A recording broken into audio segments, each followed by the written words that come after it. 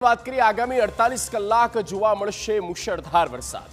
સૌરાષ્ટ્રથી લઈને દક્ષિણ ગુજરાતના જિલ્લાઓમાં ધોધમાર વરસાદ પડી શકે, જ્યારે અન્ય જિલ્લામાં સામાન્ય વરસાદ વરસી શકે છે।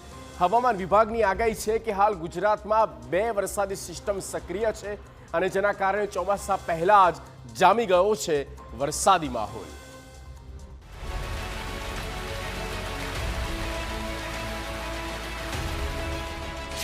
राज्य में भारे वरसादनी आगाही।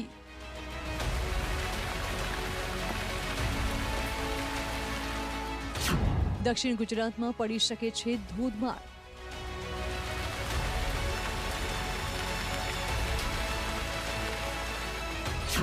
आगामी 48 कलाक आवशे मुसळधार।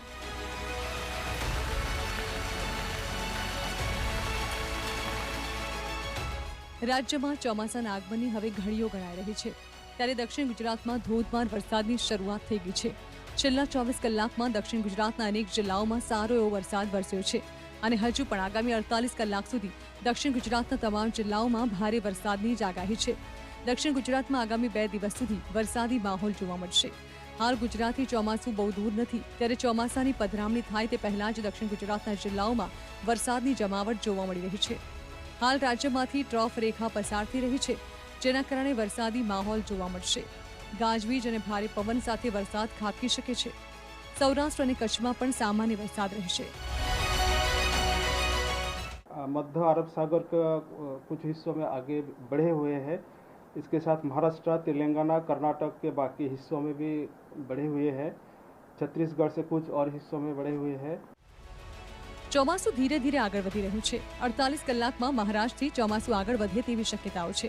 ચોમાસું આગળ વધતા 15 થી 20 કિલોમીટર પ્રતિ કલાકે ફૂંકાશે પવન। મધ્ય ગુજરાતમાં પણ હળવો વરસાદ થવાની આગાહી છે।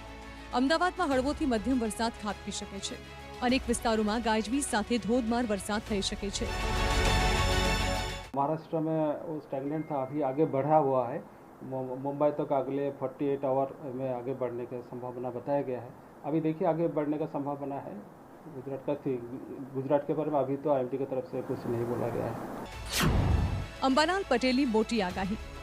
48 કલાકમાં રાજ્યમાં ચોમાસું કરશે પધરામણી। 29 જૂનથી 4 જુલાઈ ભારે વરસાદની શક્યતાઓ। ચોમાસાએ રફતાર પકડી લીધી છે, ત્યારે હવે આગાહીકાર અંબાલાલ પટેલની મોટી આગાહી સામે આવી છે। અંબાલાલ પટેલનું અનુમાન છે કે આગામી 48 કલાકમાં મેઘરાજા રાજ્યમાં પધરામણી કરી શકે છે। એટલું જ નહીં, 23 થી 25 જૂન વલસાડ અને દક્ષિણ ગુજરાતમાં ચોમાસું પહોંચવાની શક્યતા છે।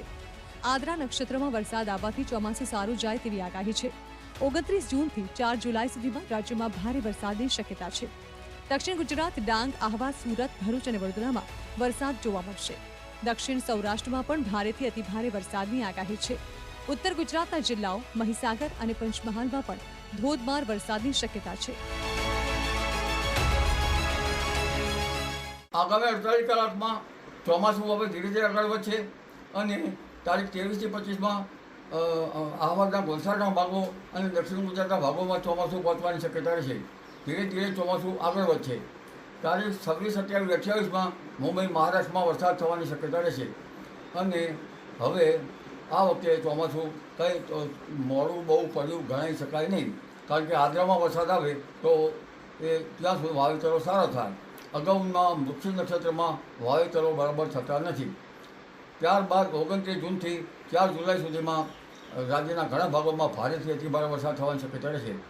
એમાં દક્ષિણ ગુજરાતના ભાગો, આવડના વલસાડ, નવસારી, સુરતના ભાગો, ભરૂચના ભાગો ભારેથી અતિભારે વરસાદ થવાની શક્યતા રહે।